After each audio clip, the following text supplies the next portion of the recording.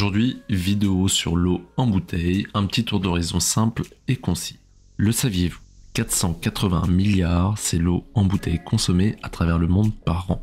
L'eau en bouteille est en moyenne 2000 fois plus chère que l'eau en robinet. 9 milliards de litres représentent la consommation annuelle d'eau en France. 1594, c'est le début de l'embouteillage à grande échelle en Belgique, dans la ville de Spa. La France est le 3e pays producteur d'eau au monde. Cette industrie génère environ 10 000 emplois directs et 30 000 emplois indirects. En France, on retrouve deux grands types d'eau commercialisées en bouteille. Les eaux de source comme Evian ou encore cristalline et les eaux minérales comme la Montrocou ou encore la Vittel. Et ces deux types d'eau, en fait, elles sont pas si différentes. Les eaux de source sont extraites majoritairement en zone montagneuse et en zone forestière dans des sources souterraines.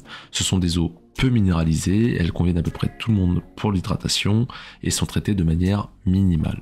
Les eaux minérales, elles, sont extraites dans des sources souterraines traversant des roches riches en minéraux. Elles sont plus fortement, voire très fortement minéralisées avec des niveaux spécifiques de minéraux et d'oligo-éléments comme le calcium, le potassium ou encore le magnésium, du sodium et encore bien d'autres. Elles sont un peu plus traitées pour enlever les impuretés. Je n'ai pas évoqué les eaux de montagne car elles tiennent plus à du marketing qu'à un cahier des charges précis.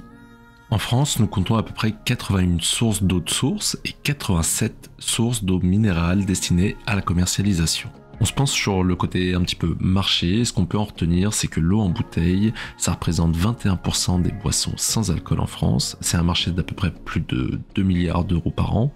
Et ce marché, il est occupé majoritairement par trois grands groupes. Le premier, ça va être Danone avec des grandes marques comme Evian, Volvic, Badoit. En deuxième position, on va retrouver plutôt Nestlé avec des marques comme Perrier ou encore San Pellegrino, Pure Life. Et la troisième, qui est assez surprenante, c'est The Coca-Cola Company avec des marques comme Dasani, Smartwater ou encore Glacéo. Et on va conclure cette vidéo sur trois faits surprenants. L'eau de Cristallo Tributo à Mondigliani est l'eau la plus chère au monde avec sa bouteille en or 24 carats. Les eaux utilisées sont un mélange de plusieurs sources provenant des îles Fidji, de la France ou encore de l'Islande. 60 000 €, c'est pour 750 ml, juste une seule gorgée, ça vaut à peu près 4 200 €.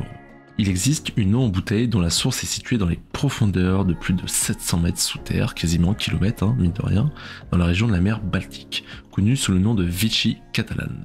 Il existe une eau en bouteille qui vient des icebergs vieux de milliers d'années. Elle est extraite des icebergs flottants dans les eaux immaculées de l'Antarctique et a été sauvegardée des activités industrielles modernes. Chaque goutte d'eau de cet iceberg est une véritable capsule temporelle. C'est tout pour aujourd'hui, n'hésitez pas à me dire en commentaire si vous auriez aimé que je traite d'autres aspects sur le sujet dans cette vidéo. N'hésitez pas à vous abonner, à partager pour aider la chaîne à trouver sa visibilité et son public.